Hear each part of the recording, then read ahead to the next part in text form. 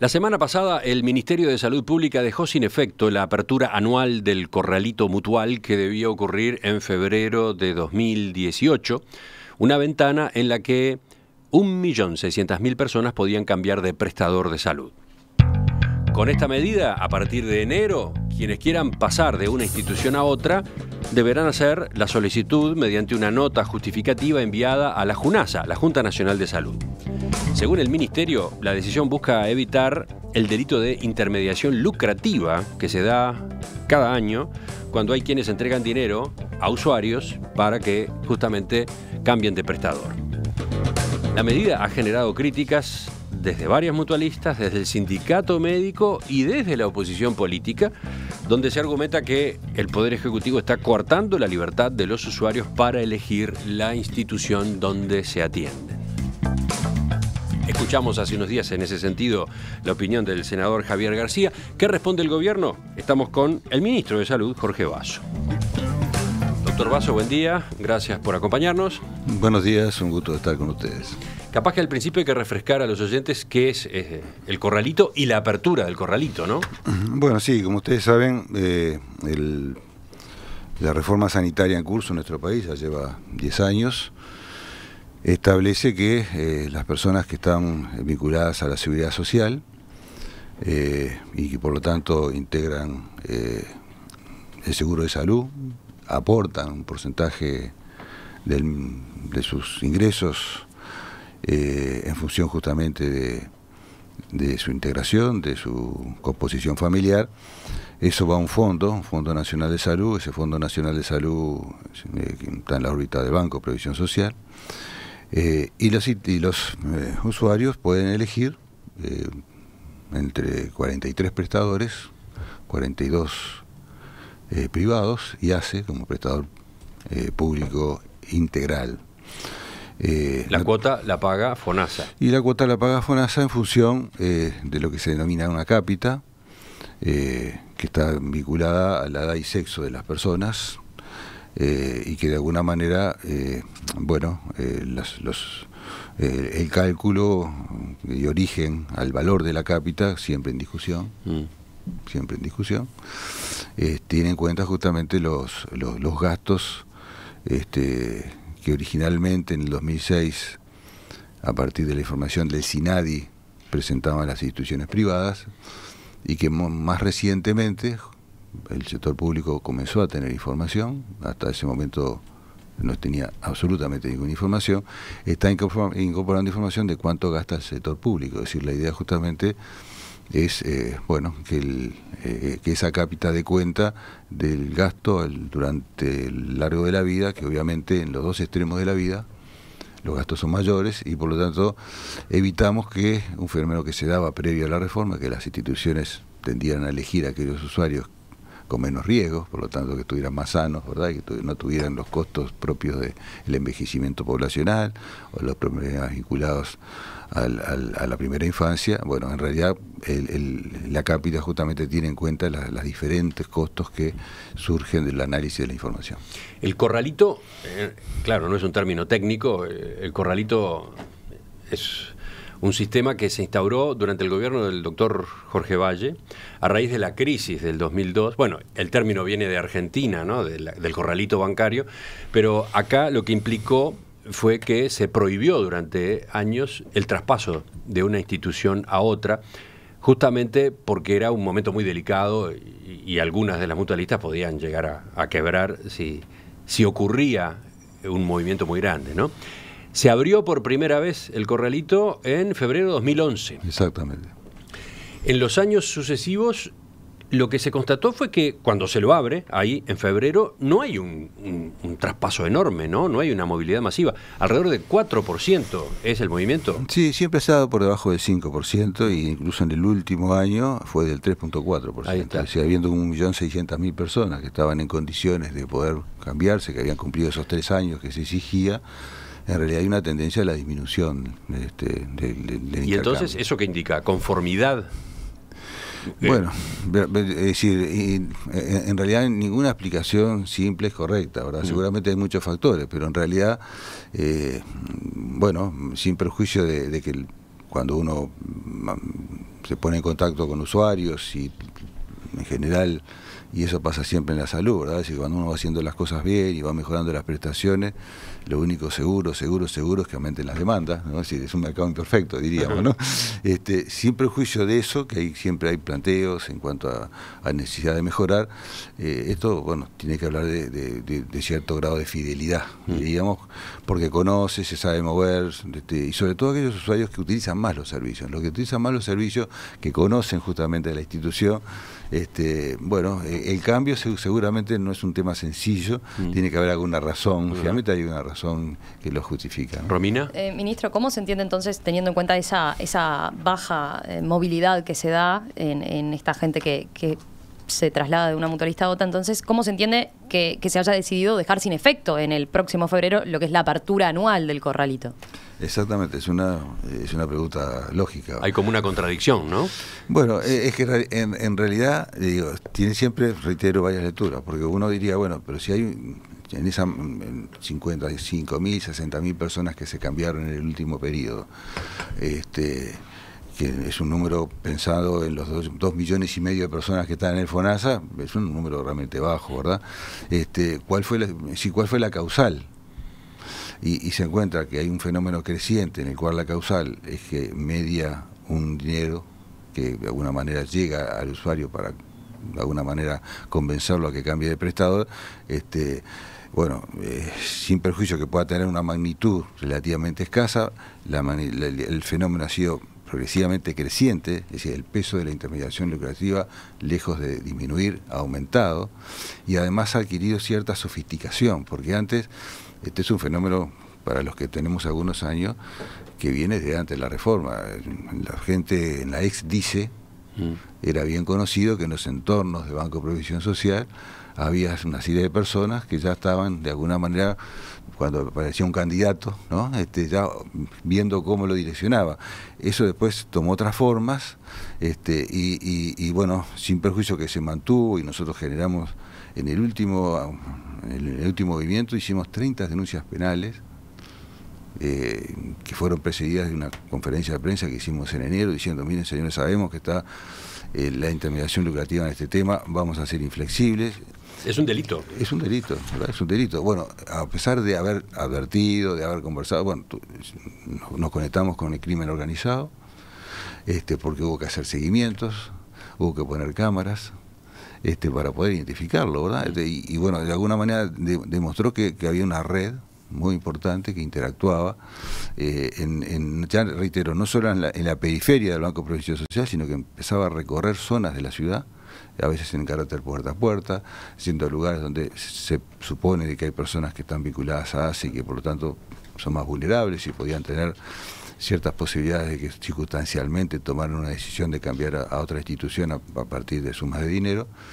Y eso de alguna forma fue generando una serie de elementos que terminaron, reitero, hablando con la justicia hizo lo que tenía que hacer, investigó profundamente el tema, ustedes se recordarán que hubo una investigación muy importante y más de 60 procesados por distintas razones, ¿no? Hubo un episodio muy particular dentro de esto de la intermediación lucrativa que fue lisa y llanamente una estafa al FONASA, ¿no? No es lo mismo, no es lo mismo. Se puede pasar o captar socios de una mutualista para que vayan a otra pagándoles un dinero, intermediación lucrativa, pero ese es un socio, ese es un afiliado genuino, es alguien que trabaja, que hace sus aportes a la seguridad social, etcétera. Está lo otro, estuvo lo otro, que fue lo que estalló hace pocos meses, que era toda una maniobra en la que, en definitiva, sí se pagaba a personas, pero eran personas que a su vez eran empleados truchos de empresas truchas, etcétera, con lo cual había además una estafa al FONASA, ¿no? Ustedes lo que veían venir ahora era ¿cuál de las dos cosas? No, nosotros en lo que tiene que ver con la competencia, digamos, propia de la Junta Nacional de Salud y lo que es el procedimiento de estar en la línea de tener claro que acá lo que estamos definiendo es la capacidad de elección del usuario y no que esa elección estuviera mediada, contaminada por dinero de por medio, que no tiene nada que ver con la competencia, ¿verdad? No solamente es un delito, sino conceptualmente que alguien elija porque le dan dinero, no tiene nada que ver con la competencia que queremos. Bueno, lo que veíamos venir es que había de alguna forma montado toda una estructura muy potente, que simplemente lo que había que esperar es que pasara más de lo mismo, digamos. Pero, ministro, usted cuando mencionó las cifras al pasar, dijo, ¿ustedes tienen comprobado que de esos 50.000, 60.000 afiliados que se cambiaron efectivamente en las últimas veces, la mayoría lo hace por eso, por intermediación lucrativa, porque se le ofrece dinero? De lo que sabemos que hay un porcentaje importante. ¿Por qué no podemos ser precisos? Porque, en definitiva, muchas personas que de alguna manera cambiaron de institución a partir de ese dinero, no necesariamente lo denuncian, no necesariamente, como pasó en algún momento con las personas, sobre todo usuarias de ACE, que simultáneamente pasaron a una institución privada y que después tuvieron necesidad de atenderse y llegaron a que no podían hacerse cargo de los copagos, por ejemplo, y volvieron a la CUNASA diciendo, miren, en realidad yo fui engañado, yo quiero, no me puedo atender donde finalmente quedé atrapado, quiero volver a ACE. Es decir, que tuvimos varios elementos que demostraron que el fenómeno estaba fuertemente instalado y que de alguna manera, bueno, después había que salir a corregirlo, porque esas personas obviamente... Pero si el fenómeno está tan instalado, ¿por qué no se identifica a los responsables y punto? En vez de tomar una medida tan drástica como esta que se toma de eliminar la apertura del corralito. Es una buena pregunta. Es decir, nosotros justamente lo que... Porque además la pregunta siguiente es, ¿quién paga por ese pase del afiliado de una mutualista a otra? Ahí está. Vamos a ver. ¿Son las mutualistas? Vamos a ver las dos cosas. En primer lugar, lo que nosotros pudimos hacer es, incluso le digo más, nosotros recibimos de personas anónimas pendrive con videos en los cuales se grababa, hoy es bastante frecuente, ¿verdad? Se grababa el momento que se acercaba una persona y a ofrecerle dinero y de alguna manera recibía, todo eso, se imagina, se lo dimos al crimen organizado, lo pasamos a la justicia y son esos organismos los que toman de alguna manera las investigaciones, realizan lo que tengan que realizar y toman el dictamen que tienen que hacer. No es competencia nuestra justamente identificar culpables, lo que sí es identificar que tenemos situaciones irregulares que hay que darle curso y se le dieron los cursos correspondientes. Reitero, nosotros veníamos haciendo un promedio de 4 o 5 denuncias penales comprobadas y saltamos a 30 con todos los elementos y en donde a partir de las investigaciones quedó demostrada una verdadera red que interactuaba de alguna forma en todo este proceso, ¿verdad? Y en segundo lugar, en realidad lo sustantivo es que lo que se consolidó es que las instituciones previo a esta instancia de febrero, de acuerdo al marco legal existente lo pueden hacer, contratan compra de venta, es decir, son empresas... Contratan fuerza de venta. Así le llaman, son vendedores, son promotores, sí. Promotores, que en algunos casos son empresas unipersonales, en algunos casos son algunos funcionarios que en ese momento pasan a tener esa actividad y que salen a promover la institución con folletería, que de alguna manera se instalan en determinadas zonas de la ciudad. Hasta allí no hay objeciones. En realidad incluso los contratos que nosotros pedimos, a ver, queremos ver esos contratos. Los contratos en todos los mismos hay una cláusula en la cual establece que el prestador no se hace responsable del uso que hagan estas personas del dinero que reciben como comisión. Es decir, las personas, en general las instituciones contratan estas empresas y trabajan a comisión, es decir, en función de la cantidad de usuarios que puedan captar, reciben una serie de dinero, reciben tantas cuotas, hay distintas modalidades. O sea, ¿verdad? que la intermediación lucrativa, si ocurre, si efectivamente se le paga a alguien para cambiarse de una mutualista a otra, eso es responsabilidad, de acuerdo a ese contrato que usted acaba de mencionar, de esa fuerza de venta, de esa empresa intermediaria, no es de la mutualista. Y es algo que llegó a la justicia, ¿verdad? Porque la justicia lo que procesó fue a esas personas, ¿no? ¿Qué está queriendo decir usted? ¿Que también es difícil comprobar el hecho de que haya instituciones de por medio?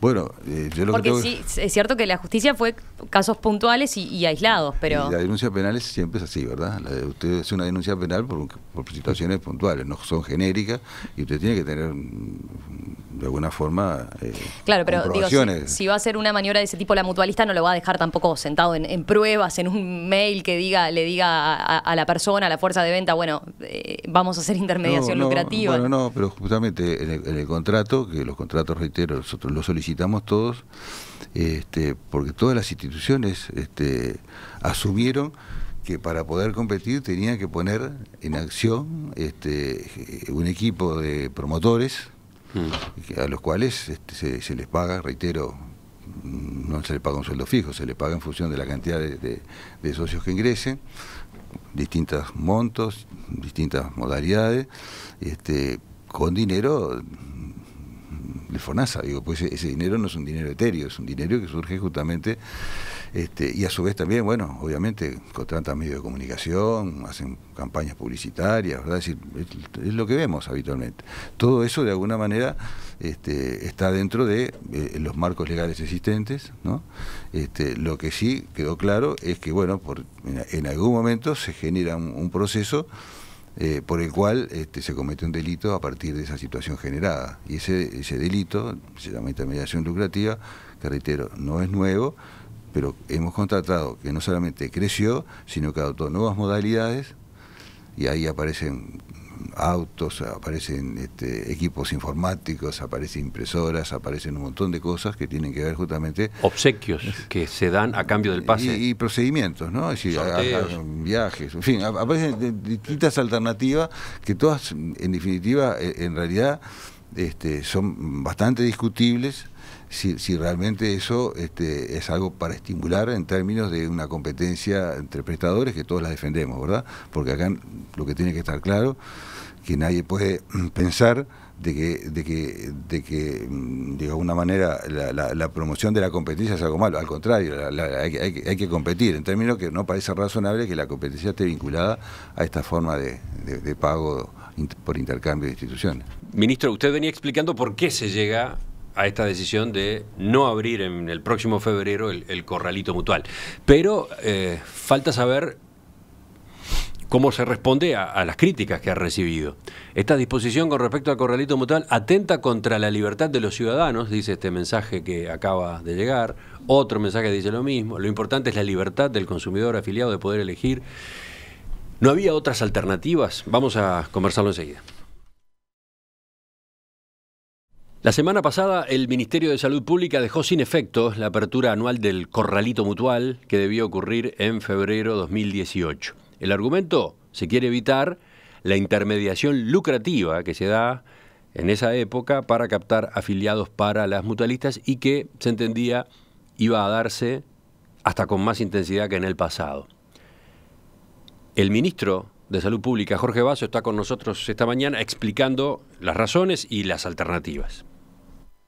Ministro, enseguida pasamos al reclamo por el lado de que se está afectando la libertad de los usuarios, pero tengo este mensaje de Gustavo a propósito de por qué, cuál es el problema con la intermediación lucrativa. Dice, claramente, crear empresas fantasmas es un delito, ¿no? A propósito de la estafa al FONASA. Falsear ventas es un delito, estafar al FONASA es un delito. Ahora, ¿por qué es un delito dar dinero por cambiarse? ¿Acaso los shoppings no nos pagan en las fiestas por las compras? Y digo que pagan porque nos perdonan el IVA. ¿O las empresas de servicios de acompañantes no ofrecen una cifra a través de un seguro por cada día de internación? Muchas empresas no nos hacen rebajas, precios especiales y hasta premios en especie, por ejemplo, televisión, auto, etcétera, por comprarles.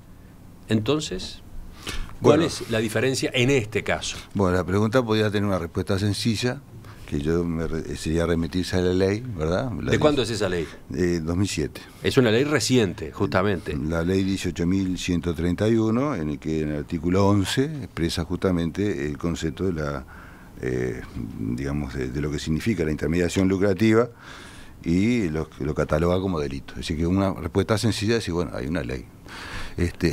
Ahora, la respuesta, de alguna forma, que además del marco legal potencia la diferencia con estos elementos que se hacían referencia, es que, bueno, en realidad el Fondo Nacional de Salud, como decíamos al principio, está conformado por dinero público que pagamos todos los ciudadanos. Es decir, que en realidad no es un pago de bolsillo o una disminución de la ganancia que hace una empresa para tomar una decisión de ese tipo y asume los riesgos correspondientes, sino que estamos de alguna forma con la responsabilidad de cómo logramos que el destino para el cual de alguna forma estamos todos aportando, que es mejorar el Sistema Nacional Integrado de Salud, tener mejores prestaciones, mejor calidad, en fin, todo lo que tienen los principios básicos de la reforma, bueno, de alguna manera no haya dinero que tenga este destino, que para nada, reitero, estimula la libre competencia.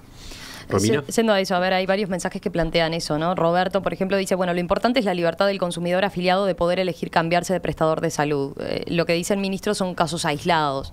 ¿Por qué se termina tomando entonces la decisión de dejar supeditado o en un segundo lugar la libertad del afiliado en detrimento de este problema que usted decía? Bueno, también es importante, pero... Una aclaración, va a existir la posibilidad de cambiarse, pero con un mecanismo complicado, ¿no? El cambio de prestador de salud requiere que la persona presente una carta ante la JUNASA con fundamentos. Y solo se habilitará el cambio por 3 razones: motivos económicos, cambio de domicilio o disconformidad con la institución. Bueno, lo primero que vale la pena aclarar que estos procedimientos ya existen, ¿verdad? Es decir, los motivos de cambio por estas circunstancias ya están presentes. Seguramente no son demasiado conocidos por la población. Pero este mecanismo, porque se imaginan ustedes que si una persona cambia de domicilio y no tiene un prestador cercano, bueno, obviamente tiene que tener una alternativa para no tener que esperar al mes de febrero, después de los 3 años, para cambiarse, o tiene una situación económica tal de que ya no puede hacer asumir determinados costos, etcétera, o si tiene una situación de pérdida de confianza. Esos 2 motivos son relativamente sencillos de probar, y se supone que si se dan, van a tener como respuesta de la JUNASA: muy bien, señor, puede cambiarse de mutualista. El tercero ya es más complejo, ¿no? Disconformidad con los servicios de la institución. Ahí está, la institución puede contestar, etcétera, con lo cual, capaz que si la persona está desconforme, igual tiene que quedarse. En cambio, en el corralito podía irse, lisa y llanamente.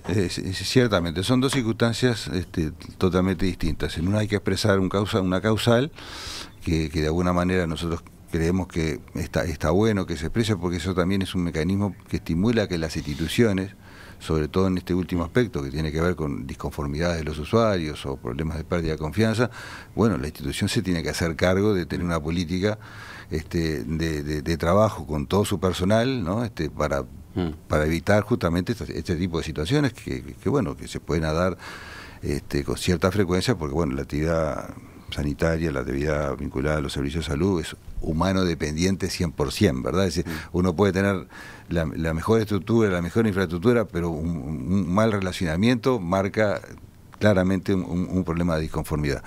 Pero ¿cómo se va a instrumentar concretamente cuando se quiera hacer el cambio por un tema de disconformidad con el servicio? En la práctica, ¿cómo se va a poder concretar? Reitero, esto ya está funcionando, lo que no siempre es muy conocido, y eso simplemente se establece que hay algún tipo de documentación, no puede ser variada, en el cual justamente permite identificar que se trata de un fenómeno real, ¿no? Y eso, miren que más allá de que puede parecer con cierta complejidad, nosotros mensualmente tenemos unos 300, 200, 300 situaciones de este tipo. Está bien, pero lo cierto es que se restringe la libertad. Había una opción en febrero de cambiarse por la sola voluntad del afiliado, ahora hay que pasar por este trámite y capaz que la respuesta es negativa. ¿Qué dice a propósito de esa preocupación? Y la preocupación es cierto, existe. Nosotros hicimos un esfuerzo justamente para tratar de ver si podíamos ajustar, apostando a una especie de autorregulación. Si llamamos a los prestadores y si tenemos este problema, todo el mundo, en realidad, usted hable con cualquier prestador y saben que tiene ese problema, ¿no? Y decir, bueno, ¿cómo podemos mejorarlo? Es decir, y hemos venido trabajando durante todo este tiempo buscando alternativas y en realidad se generó la clara convicción que este procedimiento estaba contaminado, que no era posible minimizarlo ciertamente, y por eso tomamos la decisión de alguna forma cambiar el procedimiento, buscar un procedimiento distinto.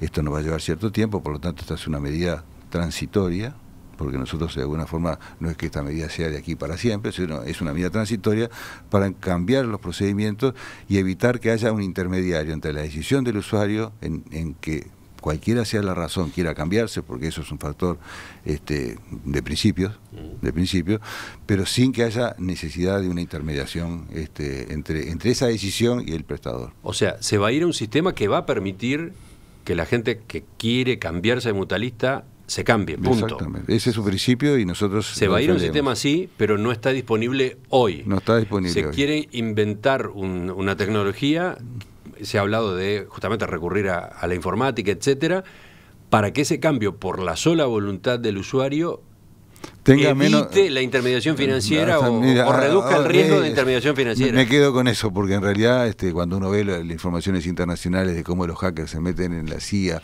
o en el sistema financiero, uno dice, bueno, realmente 100% no existe nada. Pero sí, el convencimiento es que tenemos que cambiar el procedimiento. Con este procedimiento no vamos a resolver el tema de fondo. De todas formas, en las mutualistas hay opiniones divididas, ¿no? Según las consultas que hizo la producción de En Perspectiva, bueno, hay una división dentro de las distintas gremiales empresariales. De un lado están las instituciones que se ven más perjudicadas por lo que son fugas de socios durante la apertura del corralito en febrero, que respaldan la decisión del ministerio, ¿no? Por ejemplo, la Unión de Mutualidad del Uruguay, que la integran la Cámara, está compuesta por la Asociación Española, Casa de Galicia y Gremca, que emitió un comunicado directamente ayer respaldando la decisión del Poder Ejecutivo. Y del otro lado están las que sostienen, bueno, que la decisión lesiona y limita la elección del usuario. Y bueno, según nos explicaban algunas fuentes, estas son las mutualistas que se prepararon efectivamente durante el año para la apertura del corralito y sustentaron un departamento también comercial para salir a buscar socios, ¿no? Y el ministro se sonríe cuando escucha toda esta explicación que hace Romina. ¿Por qué? Porque no, siempre todo es más complejo, ¿verdad? Si en realidad ni las que hicieron una expresión pública han perdido socios en su totalidad, ni las que de alguna forma, y nosotros compartimos el concepto general de que tenemos que encontrar un mecanismo. Hoy existen elementos para encontrar un mecanismo. Lo que estamos diciendo que no es más de lo mismo. Es decir, requiere repensar. Hoy tenemos un gobierno electrónico instalado, hay muchos procedimientos que los ciudadanos, solos o con ayuda, porque hay generaciones que no están muy familiarizadas con la tecnología, pero hay mecanismos para asegurar, y sobre todo, bueno, con una declaración jurada, porque acá también es un factor muy importante. Es decir, el usuario también tiene que ser responsable y tiene que asumir la responsabilidad de que, más allá de que se le promueve por parte de un actor que cometa un delito, bueno, parece razonable que el usuario también tome conciencia que ese procedimiento al menos no es correcto, ¿verdad? No es correcto, y bueno, y eso implica una declaración jurada, con todo lo que significa que la persona asume que una declaración jurada también cuenta parte de responsabilidad. Romina. Otras reacciones. A ver, el sindicato médico también hizo y manifestó su posición en contra de la decisión del ministerio. Planteó, por ejemplo, que la medida debió ser tomada por ley y no por decreto.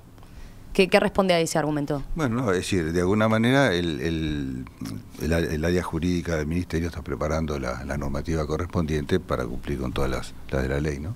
Pero va a ser por va a ser un decreto. Va a ser un decreto porque el procedimiento de alguna manera que va a los detalles en realidad tiene que ver con reglamentaciones, ¿no? Después otro aspecto que menciona el comunicado del sindicato médico es que la eliminación de la venta de febrero de la movilidad regulada, dicen desde el sindicato, bueno, castiga a las instituciones prestadoras que mejor gestionan y puede premiar a aquellas que lo hacen mal. ¿Qué contesta usted a este argumento? Bueno, lo mismo, si en definitiva, digamos, no todas las instituciones que crecieron, necesariamente uno puede asegurar de que bueno, lo hicieron porque de alguna forma los usuarios identificaron buena calidad de atención. Nosotros ahí tenemos un debe y lo asumimos como tal, en tener cada vez más información y más potente información sobre algunos indicadores de calidad de atención, ¿verdad? Nosotros hemos hecho alguna cosa, hemos hecho múltiples encuentros incluso con la academia, hay todo un debate a nivel mundial de cómo medir calidad de atención, pero bueno, tomamos algunas decisiones, ya las decisiones se están instrumentando y entonces vamos a un escenario en el cual va a haber un ranking, y supongo yo que eso va a tener mucho más fuerza que la promoción que se pueda hacer, porque bueno, nadie va a querer estar por debajo de los primeros lugares, ¿no? Es decir, ¿cuándo va a estar disponible ese ranking? Y nosotros estamos trabajando, es parte del plan estratégico del Ministerio, un sistema de información potente, porque no se puede gestionar nada sin información, pero en salud es imposible. Hay una frase que siempre decimos, ¿verdad? No se puede gestionar a balance terminado, aquí tenemos que tener, hoy estamos con la Historia Clínica Electrónica Nacional en proceso, que es una herramienta fantástica, porque las auditorías auditorías de calidad se hacen con historias clínicas y los médicos en general y el resto del personal, la letra es bastante inteligible, y eso nos va a permitir auditar, nos va a permitir controlar gastos, nos va a permitir de alguna forma identificar algunos estándares que nos permitan, reitero, dar más información y de más calidad para que el usuario tenga más elementos que los tendrá en cuenta o no los tendrá en cuenta, pero por lo menos la obligación nuestra es ponerlos a disposición. Para terminar, ministro, teniendo en cuenta que por lo menos durante un tiempo, el año que viene, no más que eso, ¿no? Sí, va a regir este sistema transitorio. Nosotros aspiramos que sea lo antes posible, pero bueno, estas cosas pueden llevar... Teniendo en cuenta que la única opción para cambiarse de mutualista será esa que ahora se informó, la carta dirigida a la JUNASA expresando las razones. En este periodo, cuando esa va a ser la única alternativa, ¿la JUNASA tendrá capacidad para manejar el volumen que seguramente va a crecer? Nosotros en los próximos días vamos a dar a conocer un instructivo, porque en realidad la carta que se venían presentando por estos fenómenos eran cartas manuscritas o cartas. Vamos a hacer un formulario de tal manera de hacerlo lo más ágil posible. Vamos a de alguna manera dar mucha información para que las personas sepan que tienen esa línea argumental y tomamos las decisiones correspondientes para fortalecer los vínculos. Hoy todo es gobierno electrónico. Todo es gobierno electrónico, por lo tanto reitero, aquello de llevar el expediente para ver en el BPS si está, todas esas cosas hoy se hacen de una manera mucho más eficiente. Doctor Jorge Basso, ministro de Salud Pública, le agradecemos su presencia esta mañana en Perspectiva. Gracias a ustedes. Quedan otros temas de su cartera para conversar, van para la próxima. Cómo no. Buen año. Igualmente.